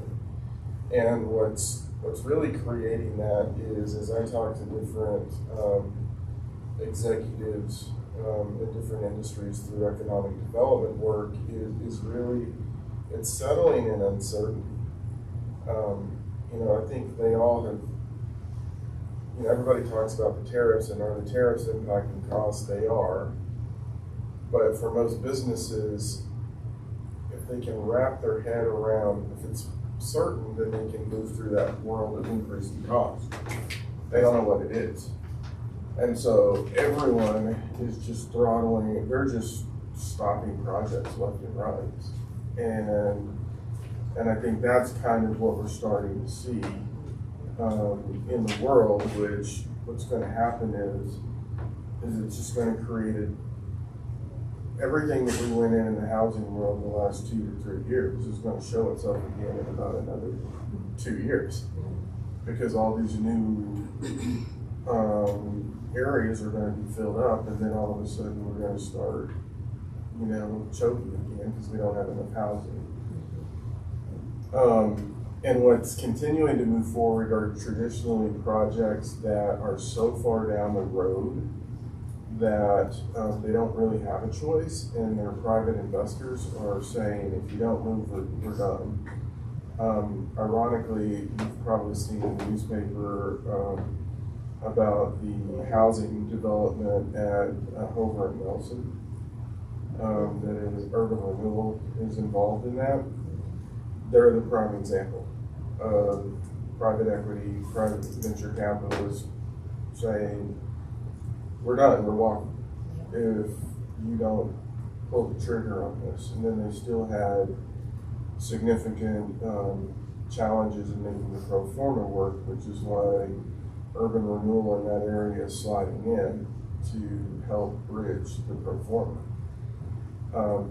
So I think what we're going to see is for projects to move forward, a rise in public-private partnerships to kind of blend the financial gaps.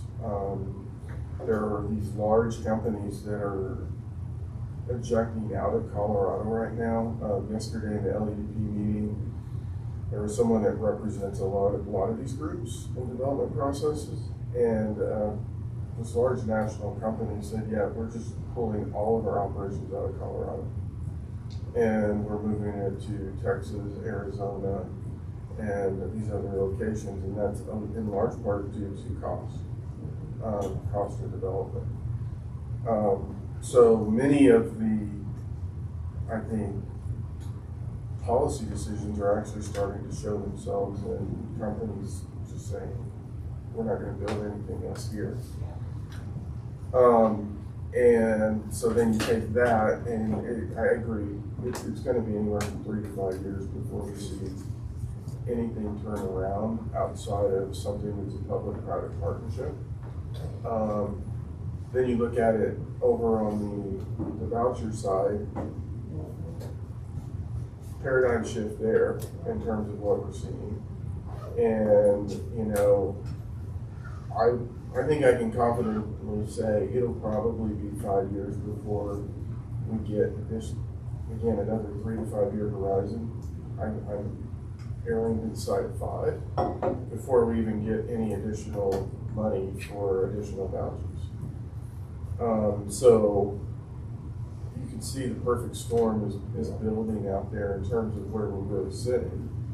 Molly and I were on a conversation yesterday, and it looks like the feds are probably going to be really supportive of putting more housing authorities in what an MTW move to work category, which honestly we got to look at, because what it lets you do is make some adjustments. And so right now, under the traditional model that we're in as a housing authority, only 10% of your vouchers can be project-based vouchers. 10%, right? 10 with certain considerations for permanent support housing. If you move to work, you actually can set that at a higher level, of which Boulder's not. So when you get clarity in terms of kind of why they're probably so successful financially is, I think, what, 40%? They said, yes. They're around 40% of their vouchers are actually project-based vouchers, which you can do under the MTW program. They also can adjust their recertification process to, like for their older adults, they moved it to every 3 years versus every year on the voucher side. So it gives you a lot of local control, but what it really does is lets you move your vouchers into your units that actually creates more financial sustainability. So, and then we heard that Boulder County just moved into it. So we got some clarification on that. That newest notice of funding availability for the Move to Work program that came out about a year ago, that was only offered to existing Move to Work PHAs. But so what we'll be watching is for, and so I'm not sure if Boulder County was it existing and they just expanded their program. They didn't have it all. So I don't know how that It must have works been out. something There's else. something Like a more to do subset. there.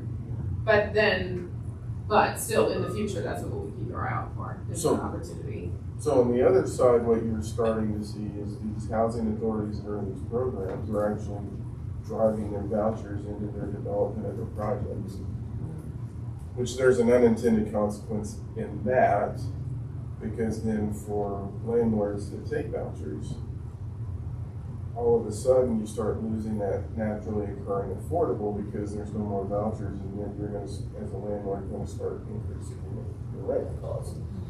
And so, and that actually is something that the Secretary of HUD, he came from the Dallas area and did development. He's a big fan of that because that's essentially what starts filling your pro forma, your guaranteed income.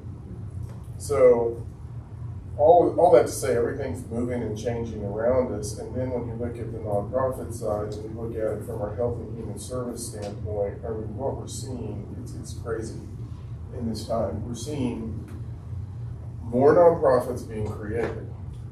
And so then when you take that, and now we're going, okay, we have more. The nonprofits that have historically existed, we're seeing more of those coming in and trying to look for funding because the donations and their private fundraising is not doing as well. So, whereas like if we had 20 in the community and we have 5 that were consistently coming in for funding, it's like 15 are coming in now. So now you have just everyone that was here, more of them are now asking for money, and then you add more nonprofits being created, and they're coming in and asking for money. So the struggle that all governments are facing is that, and our revenues are decreasing. So when you look at that, there's even more challenges to the nonprofit community, and then you layer on the other side of it where there's more need. And so everyone's really struggling in terms of how we move through this world and what we do. And so I say, you know, that's just the world of housing and nonprofits. On the other side of it, when you look at governments and what we're trying to do, you know, we're probably fully feeling the pain of all of the inflationary increases because we're impacted by both the consumer price index and the producer's price index. So both of those indexes start hitting us in terms of our operational costs, which means everything that we did last year tacked on 25% because that's kind of what we've been seeing. So to fix a pothole, add 25% in the material cost, of which we don't control. So then all of our operational expenses are increasing, which then is forcing governments, and you're seeing it. You know, again, Denver, Boulder, is reducing their budget by 20 million. They eliminated their part-time temporary positions. So all these governments are starting to retract into their core just to get things done, which means how do we evaluate what this paradigm shift means for our community? How do we evaluate what we do? And how do we look at generating additional revenue within our communities, which is forcing us to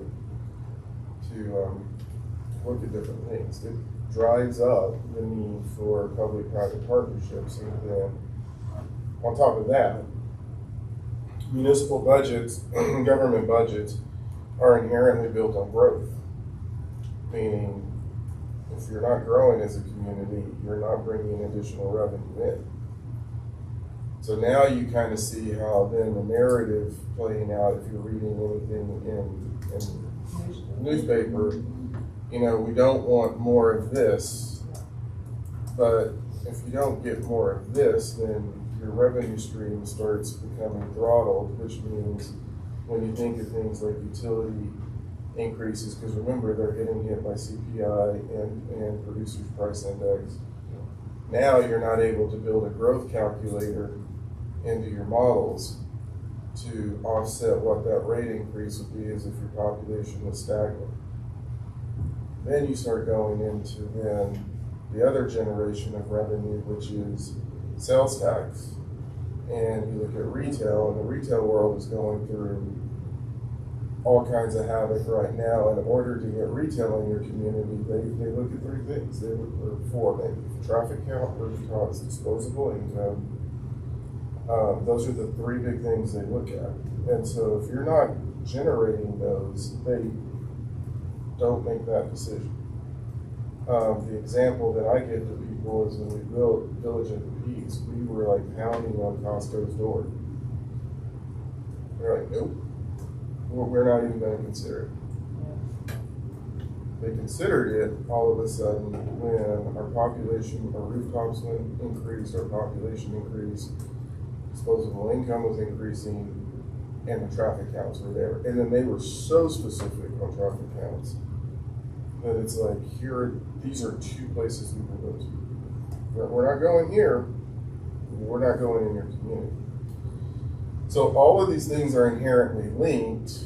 That really kind of makes it interesting when you're looking at where communities are. And lesson learned from COVID was that communities with big box actually performed better financially than communities that didn't. And so, then to your point of why is land so expensive, it's because the supply of land is limited. So even if you're playing the long game and you're looking for 10 years out, you're still having to pay really high land costs because the supply is limited. Yeah, exactly. And so that's kind of the paradigm shift we're in, which is really kind of forcing us to say, now we need density, you need to maximize, the available land use that you have so that you can generate these units. And then what we're learning now in True North is even when you hit a project of for sale units in, let's just say the 300 to 475 price range with a relatively fixed low HOA cost, because I can find some that are cheaper. Can also tell you the HOA cost is like $600 a month. So then all of a sudden that changes everything, and they're not much cheaper. We're still seeing a significant amount of people that aren't qualifying to purchase those homes. And so then it's kind of saying that's where you need the rental market to fix it. Then on the other side, you have from an economic and business development group, which is incredibly important for a community, is they're clamoring, we need the workforce, and we need the workforce to be able to live near us. So then when you look at that world and what they're looking at, that's the first thing that they play with, is there an available workforce? And what's the travel radius to get them here? And if you can't check that box, they won't locate. I mean, that was a big thing even in Smucker. So it is a chaotic world right now, and it's something where systems thinking really has to come to bear. And I just say all of this for you all because we're about to get into your budget. And everything I just talked about that we saw in the city's budget is actually going to show itself in some form in the housing authority's budget.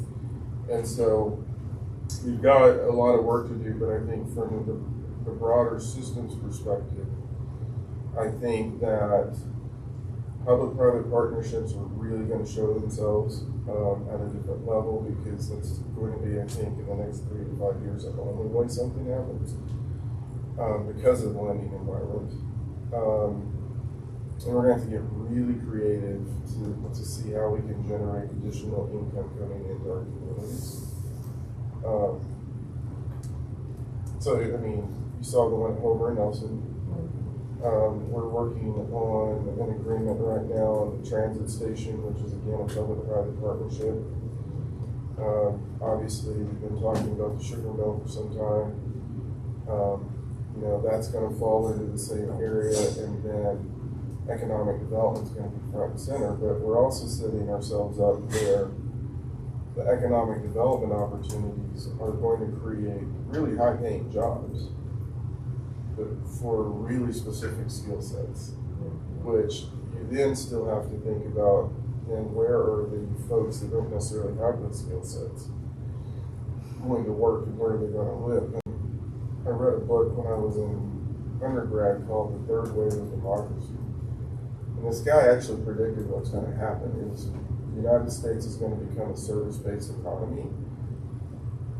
And you're gonna have really technical, high-paying jobs.